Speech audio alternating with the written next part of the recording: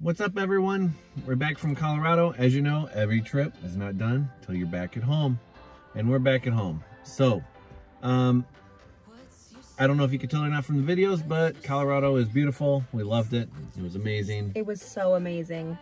Much needed vacation, and we can't believe we haven't been there before. It is ridiculous that we haven't been there before, honestly. Yeah, everything was just perfect. So let's talk review video. Okay. What we did, what we could do better. We had to split our trip up into multiple videos, of course, because it was so long. So we wanted to do one big review video over the whole thing. Yeah, but here we are. So, Colorado, quick review. Basically, it's gorgeous. Everything about Colorado is gorgeous. Like, we went to the Smokies. It doesn't touch the Smoky Mountains for us. No. It's just, it's dumbfounding. Yep. All right, Estes Park. Let's talk about that for a minute. We left St. Louis around 4 a.m. to head to Kansas to sleep for the night. Yes. And we got to Kansas at 2 in the afternoon where we were going to sleep. Yeah, we left a little too early. Got a little too zealous, a little too much, a little too, you know, we've always taken the dog with us, so wherever you stop, you let the dog out, you let him go pee, you give him some water, you know, you go through the things. Right. Every stop is a 20-30 minute break, it seems like.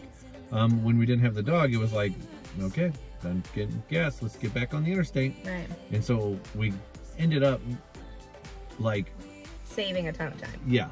So we just kept driving. We got to Hayes where we were gonna stop, and we just kept driving. We made it into Colorado, stopped at the visitor center. The guy was like, there's not really a lot of places to sleep between here and Estes. And we were like, it's fine, we'll find something. We always find something last minute. There's not a lot of places to sleep, apparently. And so those people that live there their whole lives, they're pretty smart about what's around. Apparently they know. Because they know. But nonetheless, we did it. We're good. We're still alive. It's fine. It was really questionable on the outside. It was like a little travel lodge. But you know, the old like 80s hotels that are like in a half circle? Yep. It was like that. But it was really nice on the inside. The people were amazing. Yes. There was no breakfast, but we're still alive. So we made it. Anyway, it was a good experience, even though we were like, what the heck? At first we were like, shady. So you're pulling into Estes Park. Oh my gosh, the mountains are beautiful. Everything looks wonderful. You're driving along. Holy cow, here comes the Estes Park sign. We gotta pull over and we gotta get the Estes Park sign. And we gotta get the pictures. I cannot tell you to feed the chipmunks. You're not supposed to feed wildlife. You're not supposed to feed wildlife. You don't want them to become like where we're necessary for their survival. Feed the chipmunks. But don't feed the chipmunks. So Zoe had a big bag of trail mix, and she goes, I don't want this trail mix. I ate all the M&Ms. All there's left is peanuts and almonds. And we're like, what a shame. Well, it wasn't M&Ms. Like, first off, what a waste of trail mix, because I mean a bag of M&Ms was cheaper. But anyway, we had all this trail mix that she had been eating on for the last like 10 hours probably, and we fed the chipmunks, and they're wonderful. Oh my gosh, it was awesome.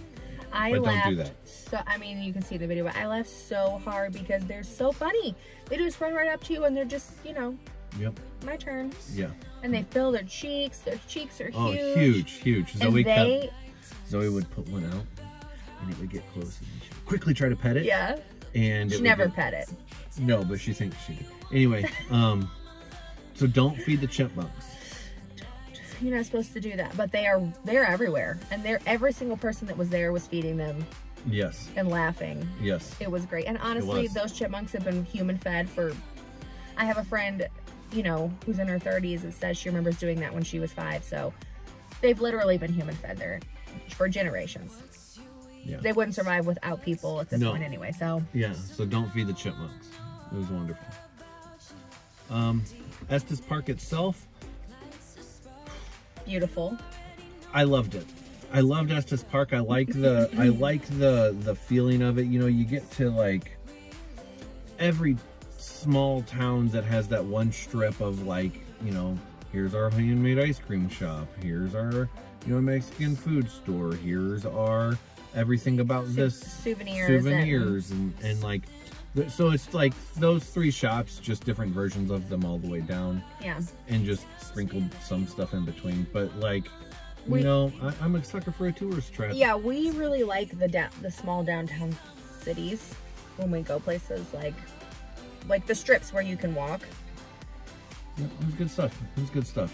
So we ate at this Mexican restaurant, which was not on the strip. So we got to the point where we were like looking up reviews for restaurants, and we're looking in one of the Mexican restaurants down there because Zoe wanted Mexican.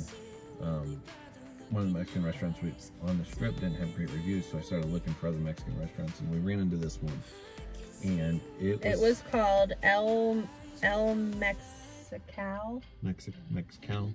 El Mex Kal. Yeah. Something like that. I'll link it. I'm sure that was it.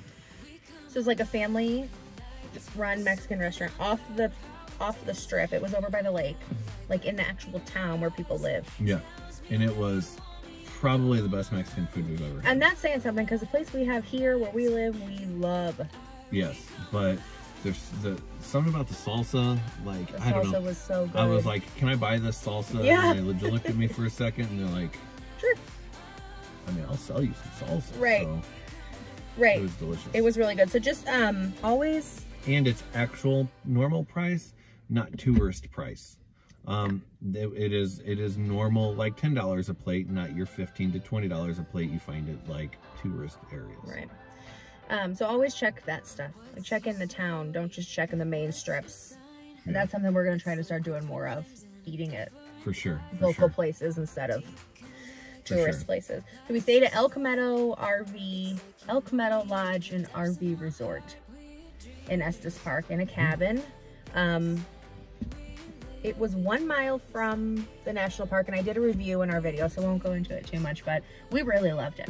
You can see the Welcome to Rocky Mountain National Park sign from our like cabin no more than probably 200 feet away. Yeah. Like it was ridiculously close to, hey, just jump on the road and you're in the park. Yeah. Like, I could not recommend staying there enough as far as how close it was to everything. Now, if your goal is to have like extreme luxury, that's not it. No. But our goal was to be able to wake up at 5 a.m. and be in the park. That was our goal. That might not be yours, that's fine.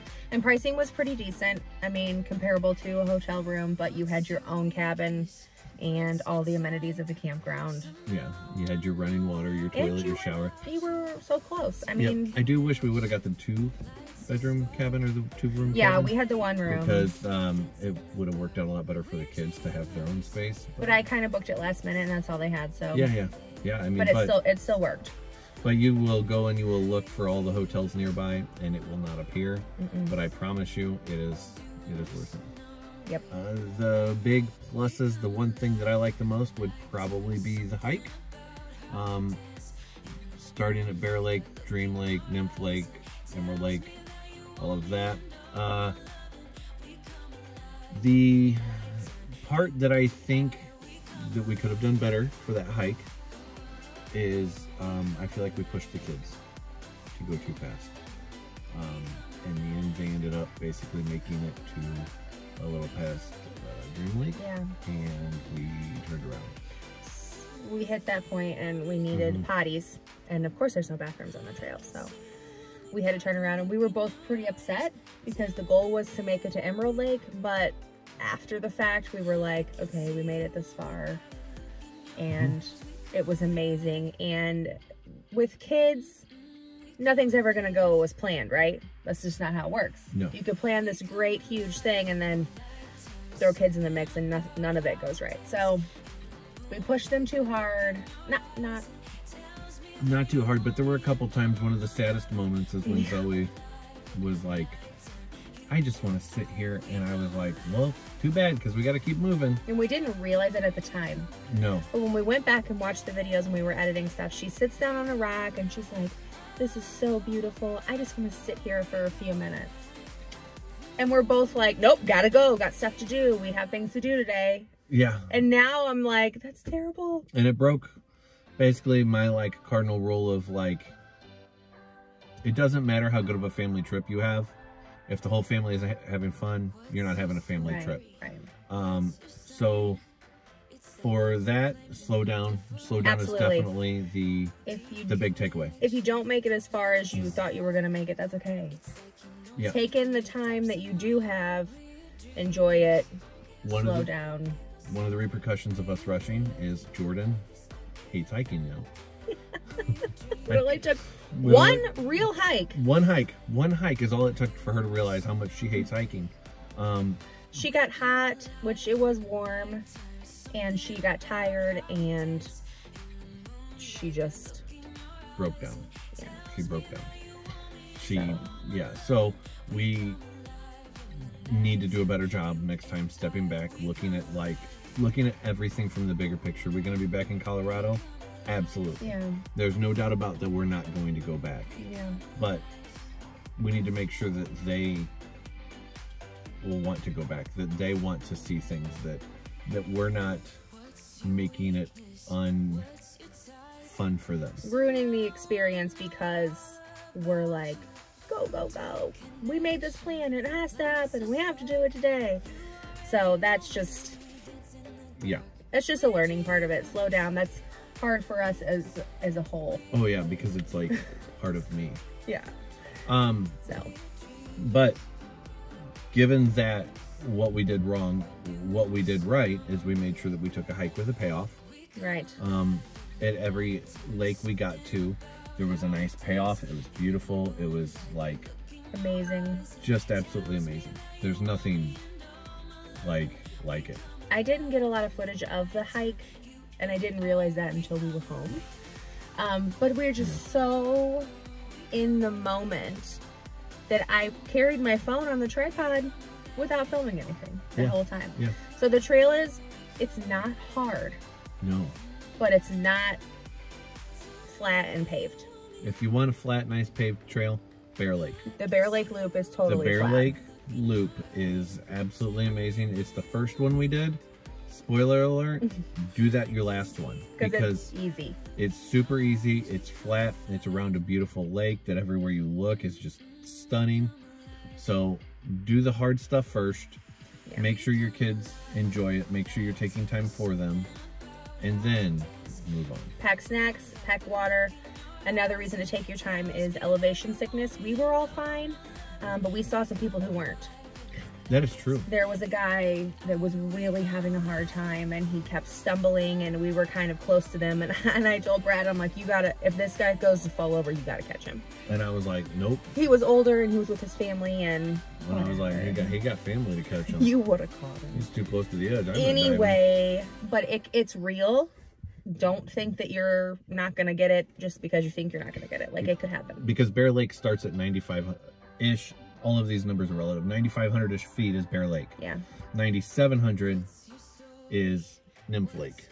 Yeah, and then like 9,900. No. Dream was like 10. Yeah, 9,900 or whatever. Like it's basically 200-foot increments up. Yeah, and that we didn't even. I mean, you could keep going. Oh yeah. So anyway, it's real. We were fine. The only thing we noticed was like being winded. Oh. I mean, you don't even have to move, but you just talk at that elevation and you're winded. I walked up three stairs. Whew. Yeah, it's crazy. It was dumb. But it's real. Check it out. If you drink a lot of water and eat a lot of carbs, it helps not be so vulnerable to it. But it's real, and be careful. Yep. What's next? You're not gonna have service when you get up there. Oh yeah. Nope. So we didn't have service almost the whole trip. I did this wonderful thing. It was called download the offline Google Maps. So you can go to Google Maps, you can choose, like the offline settings somewhere, and you can zoom out to have most of the national park in your offline maps. So your GPS will still work. It just doesn't know where on a map you are. Right. So you have to download the maps, and then it will keep track of where you are on the GPS. Do that because you will not have service. No. And there was where were we at that we didn't have the map? We were trying to get back to our cabin in Colorado Springs, and we didn't have the maps downloaded. And we had no service, and we were like, well, we're just gonna wing it. And hopefully service comes back soon. Amazing how useless you feel whatever. It's kind of disgusting. Like, yeah. Maybe we should almost have an Atlas in the truck at all times, Was, just in case. Our second day in Rocky Mountain National Park, we drove Trail Ridge Road, which was amazing. We got a reservation for 11 a.m. the night before on the recreation.gov app. We sat in traffic to get to the ranger thing where you scan your phone for an hour. The day before, 5 a.m., go on through. Yeah, we didn't even stop. The next day, 11, didn't make it. We made the late reservation so we could sleep in. It was fine. We weren't in any kind of rush, but we just want you to know that, like, even if you have a reservation, you're going to wait. Yes. Let's talk about Trail Ridge Road for a second. Because holy crap. I guess the takeaway is take your time. Take your time going over Trail Ridge Road. There's lots of places to stop. There's bathrooms. Yes. Holy cow. Is it like, it feels like you're going uphill for forever? You are. Because you are. But it is just ridiculous. And you go from, you know, like a lower level where there's the lakes and the pine trees, and then you go up to the Alpine level. You can't walk on the grass at the Alpine level because it will destroy the ecosystem. Yeah, so we can talk about that for a second. Is the don't be dumb. Don't get near the wildlife. Don't step on the tundra. It's so fragile. It takes 200 years for a small thing of grass to grow. And the way it grows is it has like a special wax on the inside that allows it to live through as cold temperatures as possible. And with it being so high and close to the sun. Yeah, so it is very, very fragile with the wax, the substance inside and everything else. You stepping it is absolutely ridiculous. There is no reason to. You step on any one of those plants and you can literally do 200 years worth of damage just by stepping on it. There's plenty of paths. There's plenty of rocks to like step on or whatever. You don't need to step on the grass, but we saw so many people on the grass. Yes, and there are signs everywhere that say don't do it. And there was one guy that was really, really upset, just a tourist, and he was yelling at people. Yeah. And they said, oh, we didn't know. And he's like, there's a sign right here. They're everywhere. So just don't do it. Don't do it. Be respectful, because if we ruin those places, we won't have them to visit. So you're driving up Trail Ridge Road, and there's a lot of places to pull off and admire the beauty. Make sure you pull off before you start admiring the beauty. But there's usually rangers in those areas. And ask them any question under the sun. I am here to tell you, we quizzed them because we have Zoe doing her junior ranger thing. We're looking for Pika or whatever. Pika, we're looking for like, you know, specific things and like quiz them, ask them anything. They are just gobs full of knowledge of just everything about their job is to know the park, but they do. Yeah, the guy we talked to was super knowledgeable. He told us about where we could find the Pika, where she needed to look. He told us about fire damage on exiting the east side of the park. Yeah, that was like driving through a cemetery. That was awful. You know, you admire the beauty of everything, you know, that there is, and then all of a sudden you're in an area where everything is just black. It's just bad.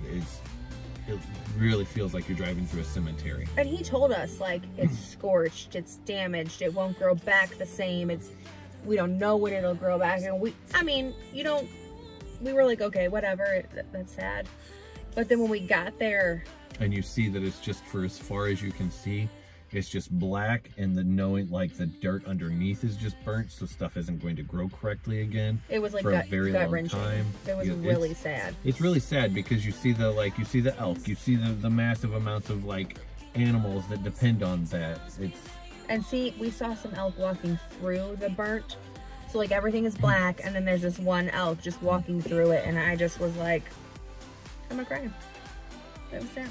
Rock Cut has a parking area pull off. It has bathrooms, and then there's a trail that goes up. Yeah. And Stop there. Jordan and Brad did that. Zoe and I stayed in the truck. And you were at like 13,000 feet or something. It was something like that. It was. Yeah, it was really neat. Silly, just awesome. Yeah. Just awesome. So then once we hit the and you can see the Alpine Visitor Center from that trail. It's just you realize you got to go all the way around. Yeah, to get to the it, drive is a lot it. longer. When you get to the top of Trail Ridge Road, you get to the Alpine Visitor Center. There are bathrooms, there's a cafe, there's a coffee shop, there's a gift shop, like a overlook of the tundra and stuff. It's really neat. Good place to stop, take a long break before you go back down. So once you leave the Alpine Visitor Center, we headed towards Grand Lake. So we went up the west side and then down the east side of the park. It's the same kind of stuff all the way up and all the way down. Yeah. Just beautiful views and tundra and mountains and rocks and trees and lakes. But that's where you start to see the scorched in this road. Yeah, the wildfire stuff is on that side. Yeah. So then we hadn't seen animals all day, and I was super bummed because I wanted to see the moose and the elk, and people have all these beautiful pictures of them. And as we were driving through the burnt part, we saw this giant herd of elk. So there was a lot of people pulled over. I mean, it had to be 50 plus. More than that. Yeah. I mean, probably 100 or 200. But we pulled over, we stopped, we got out, watched them, took video of them and pictures and stuff.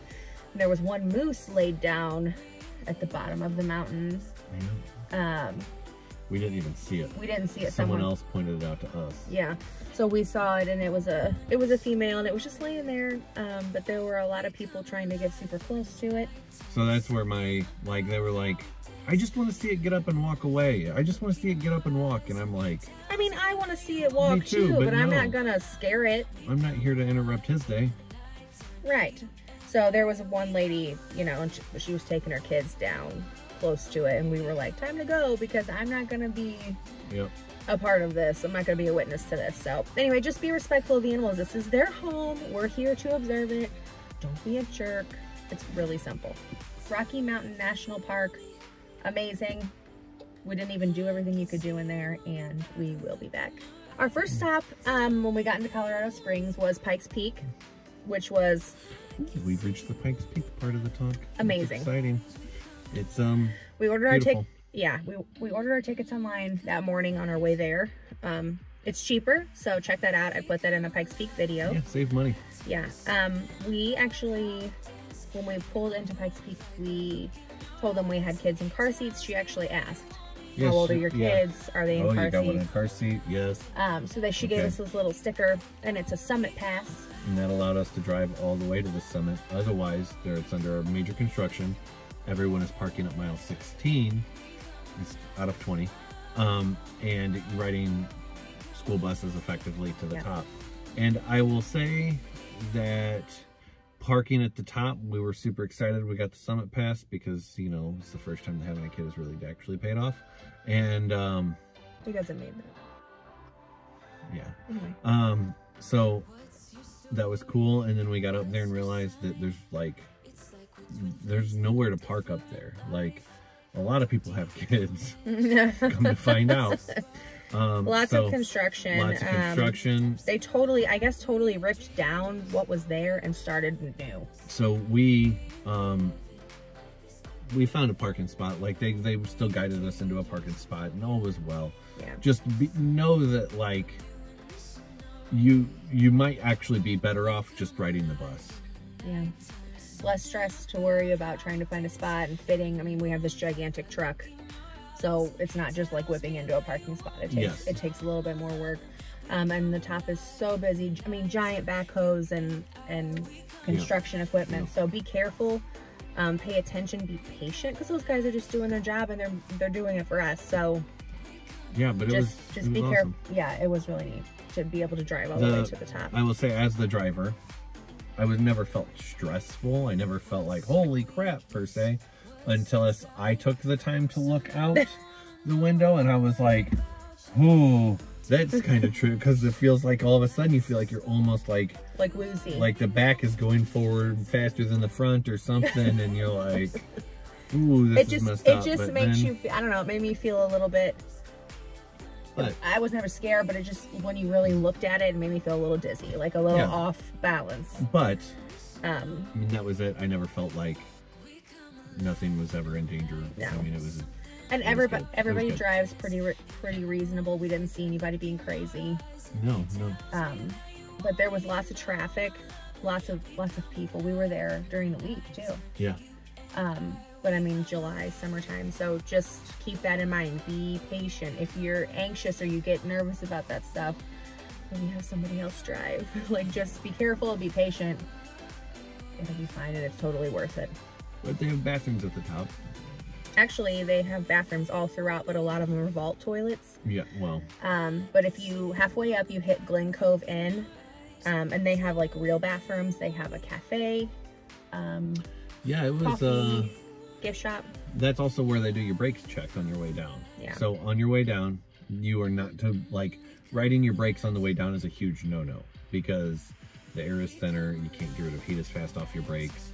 Your car is not actually designed to just hold the brakes in the whole time. So don't do that. Find a low gear. Actually listen to what they say. Find a low gear. And they tell you that when you get there. Yeah. Yeah. So if your brakes are over 300 degrees, they tell you to, they check your temperature of your brakes, and if they're over 300 degrees, they tell you to pull off and take a 15-minute break. And it's not optional. No, it's not. Like, if you're too hot, you will take a break. I didn't have this problem. I have a diesel motor with an engine brake, and so it just, like, I basically set it to keep me in between 20 and 35 mile an hour, and it did its job the whole time without me hitting the brakes. But not everybody has that. Most people don't. And not everybody realizes that you can't do that. The people in front of us, I mean, you could just smell the burning of the brakes, and they held their brakes in the whole time, and I was really, really worried. Yep. So just listen to the people. They know what they're talking about, and just be careful. Yeah. Keep an eye out for animals. So we saw lots of marmots. It's finally where we saw our goats. And we saw goats. But we found... He doesn't get as excited as I do about it, but we didn't see him at first, right? I was just looking out the window, and I saw a marmot, and then there were just goats, and they blend in. It's insane. Once you saw the first one, you started seeing the rest of them, like some sort of like weird eye challenge. But right. Right. They were amazing. They were just laying there. After you saw the first one, you were like, oh, and there's one next to it. And then there's like 5 or 6 or... I think there were like 8, yeah. So... But it was so cool, and of course it was like on a windy part of the road going down, so we couldn't really get out, but it was neat. So just look, like, have one person in your car, just sit and watch. Yeah. Because they're hard to spot. Really hard to spot. We didn't see any elk, we didn't see any moose or anything at Pike's Peak. But from the top of Pike's Peak, man, can you see the world? You know, we saw what we believe was like Garden of the Gods. Yeah. And it looked about this big. Yeah, it did. It was like a little orange spot. Yeah. Like, it is ridiculous how small the world actually is. I mean, you're at like 14,000 feet. Yeah, that's a lot of feet. That's a lot of feet. And I know we touched on elevation sickness a while ago, but I did feel kind of crappy at the top of Pike's Peak. I had like an instant headache, which was weird. And then when we went down, it went away. And Jordan said she felt kind of dizzy. So even though you drove and didn't hike up there, elevation sickness can still happen. Yeah. Next time though, we're taking the train. The train. We couldn't get tickets this time. I guess it's expensive. We've done zero research on that train. It's called like the Cog Railway or something. I don't know, but it looked awesome. But yeah, you can take the train all the way up, and that'll be a totally different experience. Yep. So we're gonna do that next time. So Pike's Peak, must do. Amazing. Take your time. Beautiful. At the top, there's the donuts. Oh yeah. Whatever. They're like, apparently if you bring them down the mountain with you, they'll deflate because they were baked differently, being baked at 14,000 feet. But we ate them. We didn't bring them down. I guess we'll never know. They were pretty good. They're pretty good. Anyway, so Pike's Peak. For sure. Amazing. So our last few days in Colorado Springs we spent with family. We didn't do a lot of recording because we were with them and we were kind of just enjoying it. Yeah. So I did take video. That's our Colorado Springs area video. And everything we did there was great. We did the Wolf Sanctuary. Mm-hmm. We did the Garden of the Gods. Yep. We did anything else? 11 Mile Canyon. Oh, 11 Mile Canyon, yeah. And Flores and Fossil Beds National Monument. Oh, man. So, first place, Wolf Center wasn't even on our radar. My aunt found that place, and I am so glad she did because it was really, really cool.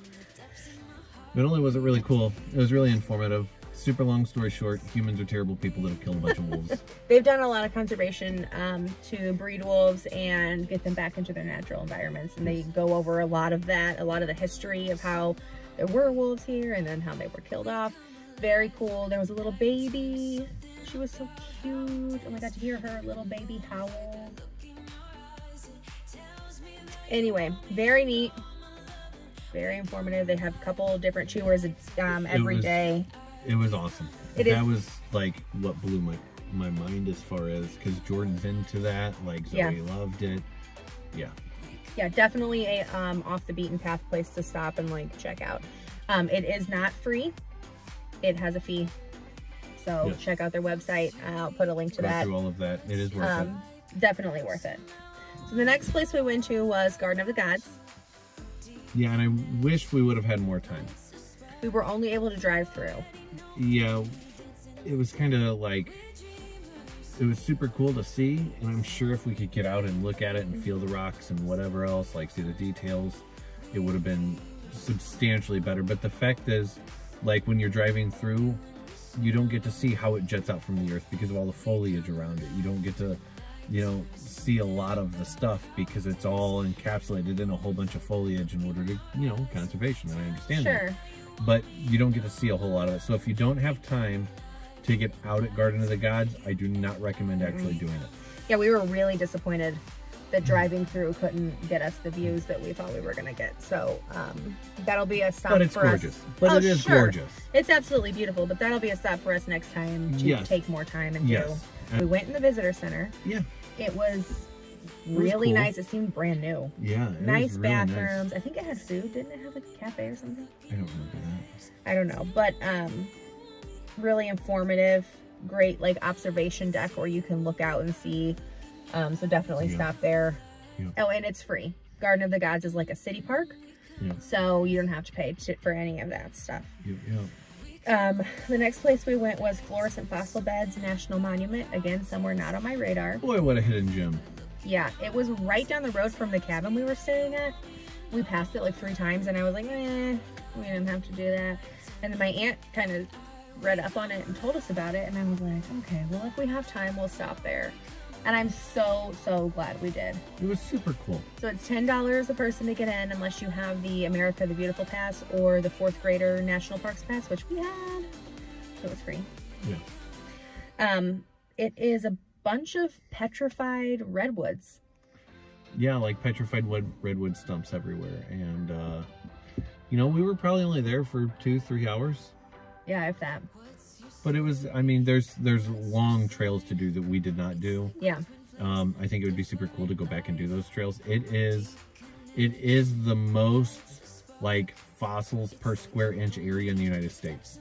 Because at one point it was a giant lake and then it became like the volcano blew up and then so that laid everything below that and then dirt on top of that, and so like it's just years and years of fossils on top of each other there. And the stumps, I mean, I've never seen like in person petrified wood, and I was like, like I really didn't think it would be cool at all. I was like, this is just gonna be dumb. But they have a piece that you can feel down at like the ranger station or whatever. Feels like glass. And in the video, I'm like, you can hear it in my voice. I'm like, it looks like rock, or it looks like wood, but it feels like rock. Like, it blew my mind. Yeah, super cool. Yeah, and fun note, Walt Disney actually came to that national monument before it was a national monument and bought a petrified stump and put it in Frontierland in Disneyland. In Disneyland. So if you go to Disneyland, that's still there, and if you go to this national monument, you can say, this is where Walt Disney got that stuff from. And we're huge Disney people, so that was a really, really cool tip. Yep.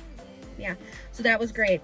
Last place we went to was 11 Mile Canyon. Again, not on my radar. My aunt found it. She's amazing. Yes.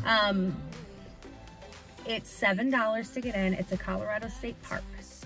It's $7 to drive the loop or to use like the recreation area or whatever. It is exactly as the name sounds. 11 miles in a canyon. and there's a stream that goes through it. Apparently a lot of local people there use it as like a swimming hole. Fishing, like fly fishing. There was everything. You go as far as you can down the canyon, and then it just stops. And you turn around. Because you turn around, and then you come back, and there's like some giant rock tunnels that you go through. There's campgrounds. There's campgrounds. But, I mean, once again, it's very Colorado. Like just massive rocks the size of, like, your house. Just sitting there out in the field, and you're like, how the hell did a rock the size of my house get into a field? It was the highlight of our Colorado Springs stay for me. For sure. Beautiful. So beautiful. Road's garbage. The road was washboarded. The road was washboarded from, like, get out. But, like, oh my holy gosh. crap, was it just beautiful. I can't even explain to you how beautiful with the stream, and it had waterfalls, and some parts were totally still, and then other parts were like rapids. And we got out and walked a trail along the water, and the water just crystal clear and so cold. And there were geese, and there were fish, and there were guys fishing, or kids like swimming, and there was hiking, picnicking, camping. I mean, yeah. Oh man, it was wonderful. If I had known, we would have spent an entire day there. Like we would have at least swam. Like, went swimming and all of that there, because it didn't look deep. We would have it taken look crazy. food. Yeah. Like, holy cow! You know what? I kind of want to do that now. I want to go there and spend the whole day. Yeah, beautiful, beautiful. Yeah. It's not a huge tourist spot, so it wasn't real busy. It's more of like a locals thing, but definitely worth it. Yeah. It was the top thing that we did in Colorado Springs for me. Yeah. Colorado was spectacular. I mean, we have never taken a trip that direction in the country. We have never seen anything like those mountains. I am in love with it. But amazing. We loved it. Hopefully we can go back to Colorado every year. It is that suddenly became a goal. We might already be planning our trip for next year. This? Yeah, but why? Because it makes you look like you're like holding a secret that you just told already.